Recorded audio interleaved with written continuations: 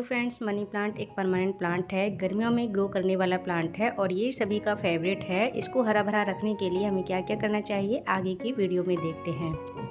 सबसे पहले जानते हैं कि इसे ग्रो कब करना है, इसका सही समय क्या है। वैसे तो बरसात के मौसम में सभी पौधों को ग्रो किया जा सकता है, लेकिन इसके अलावा हम इसे मार्च अप्रैल के महीने में भी ग्रो कर सकते हैं। फरवरी में नहीं कर सकते हैं क्योंकि ये कटिंग से लगाया जाने वाला प्लांट है। सर्दियों में ये प्लांट डोरमेंट हो जाता है, जिसकी वजह से ये वीक हो जाता है और उस टाइम पर इसकी कटिंग नहीं लग पाती है। अप्रैल मई की गर्मी में ये बहुत तेज़ टेम्परेचर होने की वजह से इसमें रूटिंग नहीं हो पाती है, तो उस टाइम पर भी हम ग्रो नहीं कर सकते। तो बेस्ट टाइम इसका मार्च अप्रैल है और बरसात के मौसम में।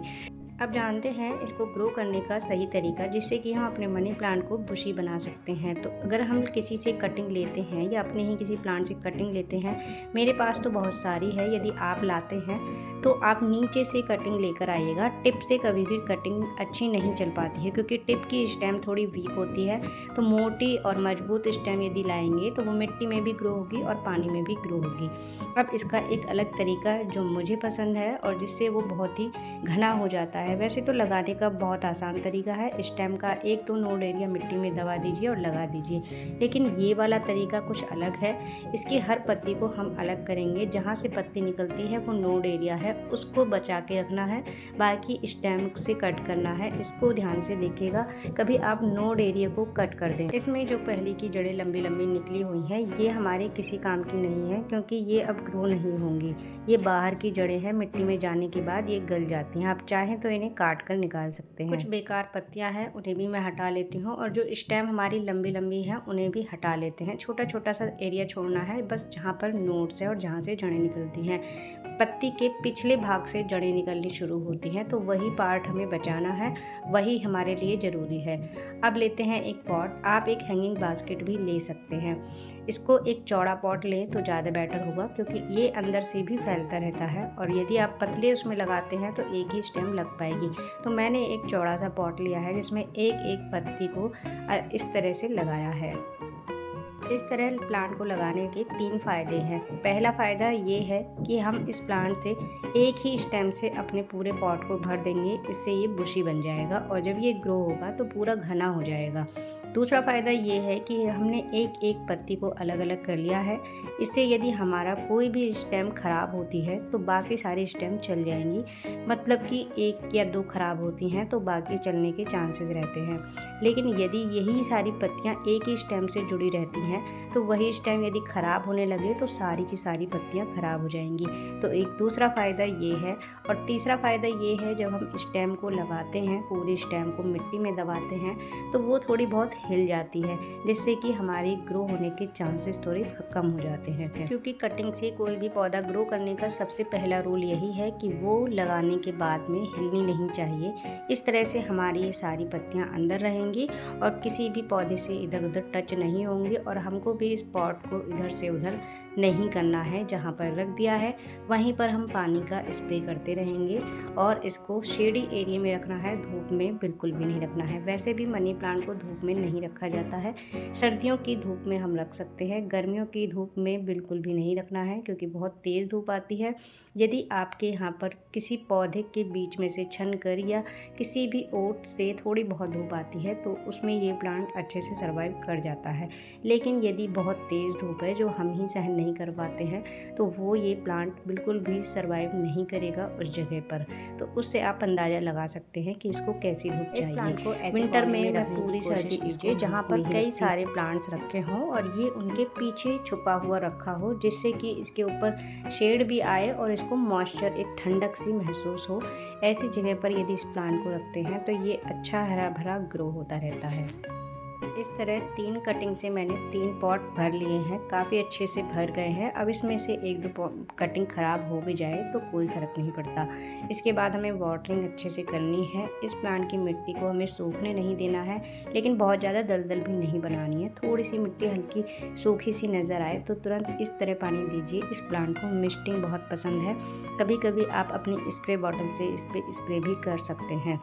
इसे लगाने का दूसरा तरीका है कि आप इसे मिट्टी में लगाइए पूरे स्टेम को और मॉस स्टिक पर बांध दीजिए। यदि आप इसको लगाते हैं तो बांधिए ज़रूर, जिससे कि इसकी कटिंग हिले ना और अच्छे से ये चल जाए। कटिंग लगाने के बाद पानी देना मत भूलिए और इस तरह मॉस स्टिक को गीला करना भी बिल्कुल मत भूलिए। ये बहुत इंपॉर्टेंट है क्योंकि इसमें भी जड़ें होती हैं, तो मॉस स्टिक से ये लेकर ये कटिंग हमारी तुरंत ही सर्वाइव कर जाएगी, सारी पत्तियां ग्रो होने लगेंगी। तो इस तरह आप कटिंग लगा सकते हैं। कौन सा आपको पसंद आया, कौन सा तरीका ज़्यादा अच्छा लगा, ये कमेंट में ज़रूर बताइएगा। और किन लोगों के घर में मनी प्लांट बहुत ज़्यादा अच्छे से बढ़ता है और किन के घर में बिल्कुल भी नहीं चल पाता है, ये कमेंट में ज़रूर बताइएगा। अब ये कुछ स्टेम बची हैं जिनमें की पत्तियां नहीं हैं, लेकिन इस स्टेम में पत्तियां थोड़ी निकल रही हैं। कई नोड एरिया से छोटी छोटी पत्तियां निकल रही हैं। आप चाहें तो इन्हें पानी में भी डाल सकते हैं, लेकिन मैंने इनको छोटा छोटा कट करके स्पॉट में लगा दिया है। अब यही जहाँ से ग्रो हो रही हैं यही आगे बढ़ जाएंगी। इसका पानी का बहुत ध्यान रखना है क्योंकि मैंने मिट्टी के पॉट में लगाया है। मिट्टी के पॉट में यदि लगाते हैं तो मिट्टी अच्छी सूख जाती है, लेकिन इस प्लांट को बेशक पानी पसंद है, लेकिन मिट्टी सूखने के बाद ही पानी दीजिएगा, अदरवाइज़ ये गल भी जाती हैं। यदि आपको अपना पॉट बहुत जल्दी से मनी प्लांट से भरना है तो एक ही पॉट में बहुत सारी पत्तियां या बहुत सारी स्टेम लगा लीजिए, तो जल्दी से वो पॉट भर जाएगा। अब बात करते हैं फर्टिलाइज़र की, जो मनी प्लांट का फेवरेट फर्टिलाइज़र है। तो हमने थोड़ा सा पानी लिया है, उसमें डालेंगे कॉफ़ी पाउच। आप एक कॉफ़ी पाउच डालिए यदि आपके पास एक प्लांट है। यदि प्लांट ज़्यादा है, बहुत बड़ा है, तो आप 2 पाउच भी डाल सकते हैं और 1 चम्मच चाय की पत्ती। यदि आपको इंस्टेंट इसको यूज़ करना है तो आप इस चाय पत्ती को बॉयल भी कर सकते हैं। उसके बाद ठंडा करने के बाद डाइल्यूट करके भी यूज़ कर सकते हैं, लेकिन ये मैंने बनाया है, मैं इसे ओवरनाइट के लिए छोड़ दूँगी और अगले दिन मॉर्निंग में इस पानी को थोड़ा सा डाइल्यूट करके मैं अपने पॉट्स में दे दूँगी। इसका रिज़ल्ट मैंने पर्सनली बहुत अच्छा महसूस किया है, इसलिए मैं इस फर्टिलाइज़र को आपको बता रही हूँ। अदरवाइज़ हम इसमें गोबर की खाद या और भी बहुत सारे फर्टिलाइज़र हैं, प्याज के छिलकों का पानी, ये सब भी आप दे सकते हैं, लेकिन ये इसके लिए बहुत ही बेस्ट है। ये वाला फर्टिलाइज़र आप सभी इंडोर प्लांट्स में भी दे सकते हैं, जैसे कि सिंगोनियम, ये भी मनी प्लांट के जैसा ही प्लांट होता है, तो इसमें भी ये बहुत अच्छे से फ़ायदा करता है। अब इस बचे हुए मटेरियल में दोबारा से पानी भर के भी हम इसे यूज़ कर सकते हैं अगले दिन के लिए। चाहे तो आप इसको इस तरह बॉटल में भर के स्प्रे भी करेंगे तो बहुत अच्छा रिज़ल्ट आएगा। पत्तियों पर भी स्प्रे करिए, बहुत तेज़ गर्मी होती है तो उस टाइम पर आप सुबह शाम भी स्प्रे कर सकते हैं जून के महीने में। लेकिन ये फर्टिलाइज़र आप इस बॉटल में छान कर भरिएगा, जिससे कि इनके होल्स बंद ना हो। यदि होल्स बंद हो जाते हैं तो हमारा इससे स्प्रे ख़राब हो जाता है, तो स्प्रे बॉटल का भी बहुत ध्यान रखना पड़ता है। इसको छानने के लिए अलग से छन्नी ज़रूर रख लीजिए और अपने सभी पौधों की पत्तियों पर इसका स्प्रे करिए।